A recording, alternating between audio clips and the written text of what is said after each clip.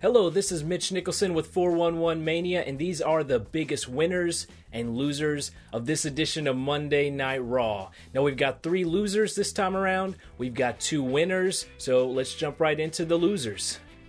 Number 3 is Sami Zayn. Man, I like the underdog from the underground, but all those rumors about his push, supposed push, coming to an end, they look like that happened this time on Raw. He was tag teaming with Chris Jericho, facing off against the new BFFs, or whatever they're called now. You got Kevin Owens and Samoa Joe, and they beat poor Sami down so bad that it had to be a DQ ending of the match.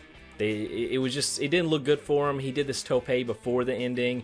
He looked like he injured himself, so I guess that's some saving grace, but it probably means he's not going to be any big angles, or he's going to give him sympathy. I hope I'm wrong, but he didn't look too good tonight. And then after that segment, they had Stephanie McMahon singling him out on Mick Foley's list, saying that he was specifically an underperformer. Just looked like a bad night for Sami. They did not want him looking good tonight.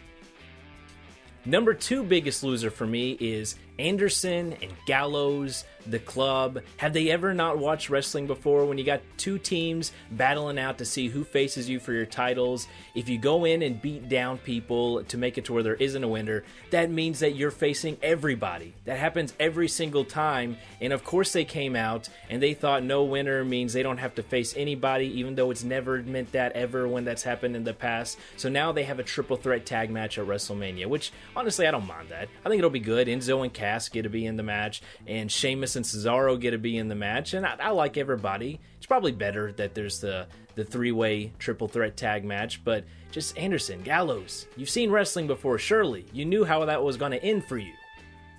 My number 1 biggest loser is, I hate to say this, but Bayley. Bayley, as bad as Sami Zayn got beat down earlier in the night, well, you got your beat down too by Nia Jax. I guess technically you won the match, lost the match. I don't know how it works out. But Nia Jax beat you so bad, the ref had to call it off. And I remember last week, there was a match where you tapped out to Charlotte. Everybody's looking pretty good against you, and you're losing a lot. You're supposed to be the champ, but you're losing quite a lot.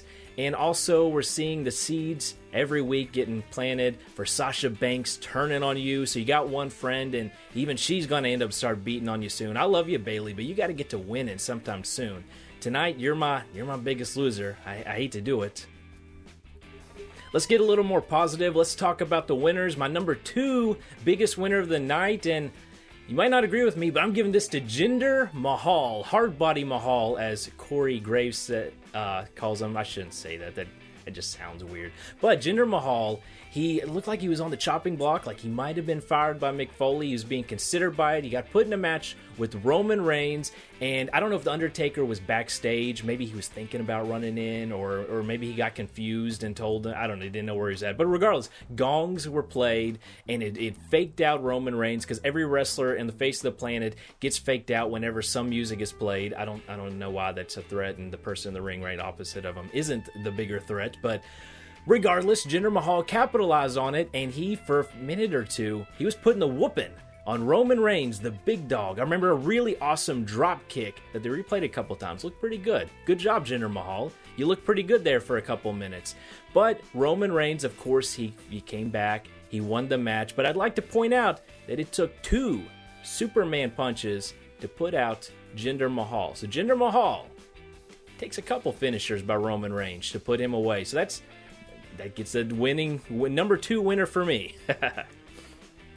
The number 1 biggest winner of this edition of Raw, I've got to give it to Mick Foley. He, when he came out and he was going to announce who he was going to fire, I was convinced he was going to say himself.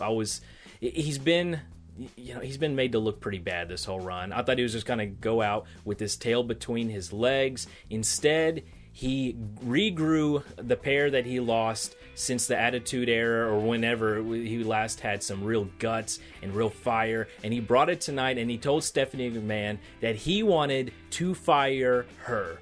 And when he said that, I was scratching my head thinking, can he do that? Can he do that? And obviously he can't do that, because Stephanie protested and said he's not allowed to do that. That's not in his authority. So he defended it. He said why he thought she should be the one being fired. And this prompted a huge big argument. Triple H came out, and Mick Foley sassed Triple H. He was giving it to him verbally. And Triple H, he was talking about how he's going to beat him up. And then Mick Foley gave it to him some more and said, why didn't he just have Samoa Joe do his dirty work for him? So, man, Mick Foley, he looked like he had some fire tonight, and I really liked that. And he even pulled out Mr. Sacco, gave that whole mandible claw thing to Triple H. He was made to look good, other than that low blow at the end, but even then, that's understandable considering how well he was looking. Looked like he had a lot of bravery, a lot of guts, and this wasn't just some throwaway authority segment. It was used to promote the Triple H Seth Rollins match, calling out showdown, whatever they're doing at WrestleMania. So Seth Rollins came out, and they scuffled, and eventually Triple H got the upper hand on him, put him in some leg submission, and he was trying to re-injure the injured leg.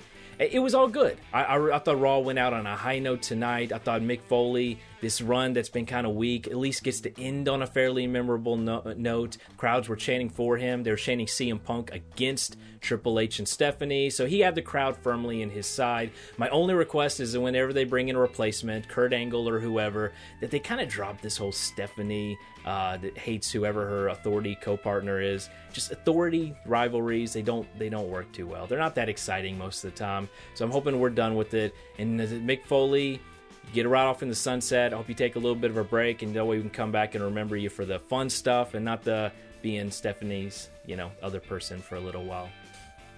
That about does it for winners and losers for this edition of Raw. Did you agree with me? Do you think somebody else should have been given the honors or the dishonors in the loser part of it? Let me know. Comment below. And while you do that, share, like, dislike, do whatever you want. Just interact with us. We'll try to listen to your feedback. Like, share, subscribe, all that stuff. And, this is all new stuff. Hopefully we can do a lot more of this. Until next time, I'm Mitch Nickelson, and I will see you later.